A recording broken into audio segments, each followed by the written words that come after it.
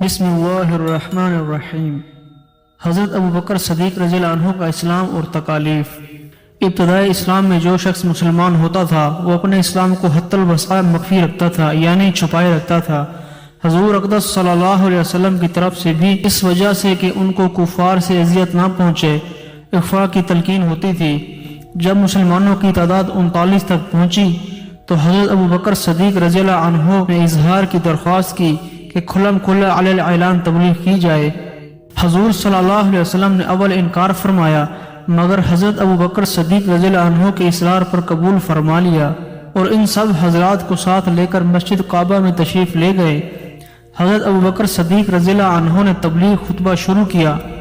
یہ سب سے پہلا خطبہ جو اسلام میں پڑھا گیا اور حضور اقدس صلی اللہ علیہ وسلم کے چچا سید الشہداء حضرت حمزہ رضی اللہ عنہ اسی دن اسلام لائے ہیں، اور اس کے 3 دن بعد حضرت عمر رضی اللہ عنہ مشرف بے اسلام ہوئے۔ خطبہ کا شروع ہونا تھا کہ چاروں طرف سے کفار و مشرکین مسلمانوں پر ٹوٹ پڑے۔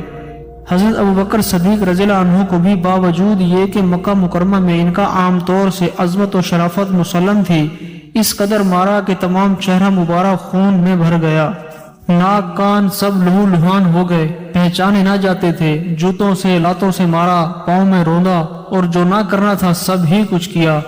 حضرت ابوبکر صدیق رضی اللہ عنہ بے ہوش ہو گئے۔ بنو تیم یعنی حضرت ابوبکر صدیق رضی اللہ عنہ کے قبیلے کے لوگوں کو خبر ہوئی، وہ وہاں سے اٹھا کر لائے۔ کسی کو بھی اس میں تردد نہ تھا کہ حضرت ابوبکر صدیق رضی اللہ عنہ اس وحشیانہ حملے سے زندہ نہ بچ سکیں گے۔ بنو تیم مسجد میں آئے اور اعلان کیا، حضرت ابوبکر صدیق رضی اللہ عنہ کی اگر اس حادثہ میں وفات ہو گئی تو ہم لوگ ان کے بدلے میں عتیبہ بن ربیع کو قتل کریں گے۔ عتیبہ نے حضرت صدیق اکبر رضی اللہ عنہ کے مارنے میں بہت زیادہ بدبختی کا اظہار کیا تھا۔ شام تک حضرت ابوبکر صدیق رضی اللہ عنہ کو بے ہوشی رہی، باوجود آوازیں دینے کے بولنے یا بات کرنے کی نوبت نہ آتی تھی۔ شام کو آوازیں دینے پر وہ بولے تو سب سے پہلا لفظ یہ تھا کہ حضور اقدس صلی اللہ علیہ وسلم کا کیا حال ہے۔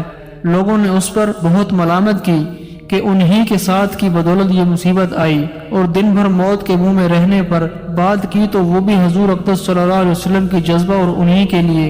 لوگ پاس سے اٹھ کر چلے گئے کہ بددلی بھی تھی اور یہ بھی کہ آخر کچھ جان باقی ہے کہ بولنے کی نوبت آئی، اور آپ کی والدہ ام خیر سے کہہ گئے کہ ان کے کھانے پینے کے لیے کسی چیز کا انتظام کر دیں۔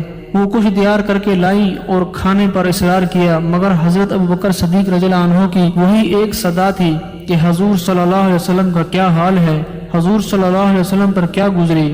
ان کی والدہ نے فرمایا کہ مجھے تو خبر نہیں کہ کیا حال ہے۔ آپ نے فرمایا کہ ام جمیل رضی اللہ عنہا حضرت عمر رضی اللہ عنہ کی بہن کے پاس جا کر دریافت کر لو کیا حال ہے۔ وہ بیچاری بیٹے کی اس مظلومانہ حالت کے بے تابانہ درخواست کو پورا کرنے کے واسطے ام جمیل رضی اللہ عنہ کے پاس گئی اور محمد صلی اللہ علیہ وسلم کا حال دریافت کیا۔ وہ بھی عام دستور کے موافق اس وقت تک اپنے اسلام کو چھپائے ہوئی تھی۔ فرمانے لگی، میں کیا جانوں کون محمد صلی اللہ علیہ وسلم اور کون ابوبکر رضی اللہ عنہ۔ تیرے بیٹے کی حالت سن کر رنج ہوا، اگر تو کہے تو میں چل کر اس کی حالت دیکھوں۔ ام خیر نے قبول کر لیا، ان کے ساتھ گئیں اور حضرت ابوبکر صدیق رضی اللہ عنہ کی حالت دیکھ کر تحمل نہ کر سکی، بے تحاشا رونا شروع کر دیا۔ بد کرداروں نے یہ کیا حال کر دیا، اللہ تعالیٰ ان کو اپنے کیے کی سزا دے۔ حضرت ابوبکر صدیق رضی اللہ عنہ نے پھر پوچھا کہ حضور صلی اللہ علیہ وسلم کا کیا حال ہے۔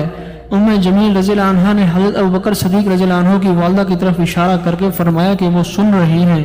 آپ رضی اللہ عنہ نے فرمایا ان سے خوف نہ کرو، تو ام جمیل رضی اللہ عنہ نے خیریت سنائی اور عرض کیا کہ بالکل صحیح سالم ہیں۔ آپ نے پوچھا کہ اس وقت کہاں ہیں؟ انہوں نے عرض کیا کہ ارقم رضی اللہ عنہ کے گھر تشریف رکھتے ہیں۔ آپ نے فرمایا کہ مجھ کو خدا کی قسم کہ اس وقت تک کوئی چیز نہ کھاؤں گا نہ پیوں گا جب تک حضور اقدس صلی اللہ علیہ وسلم کی زیارت نہ کر لوں۔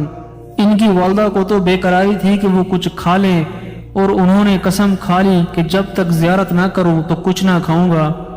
اسی لیے والدہ نے اس کا انتظار کیا کہ لوگوں کی آمد و رفت بند ہو جائے، مبادہ کوئی دیکھ لے اور کچھ اذیت پہنچائے۔ جب رات کا بہت سا حصہ گزر چکا تو حضرت ابوبکر صدیق رضی اللہ عنہ کو لے کر حضور صلی اللہ علیہ وسلم کی خدمت میں ارقم رضی اللہ عنہ کے گھر پہنچی۔ حضرت ابوبکر صدیق رضی اللہ عنہ حضور اقدس صلی اللہ علیہ وسلم سے لپٹ گئے۔ حضور اقدس صلی اللہ علیہ وسلم بھی لپٹ کر روئے اور مسلمان بھی رونے لگے کہ حضرت ابوبکر صدیق رضی اللہ عنہ کی حالت دیکھی نہ جاتی تھی۔ اس کے بعد حضرت ابوبکر صدیق رضی اللہ عنہ نے درخواست کی کہ یہ میری والدہ ہیں، آپ ان کے لیے ہدایت کی دعا فرما دیں اور ان کو اسلام کی تبلیغ فرما دیں۔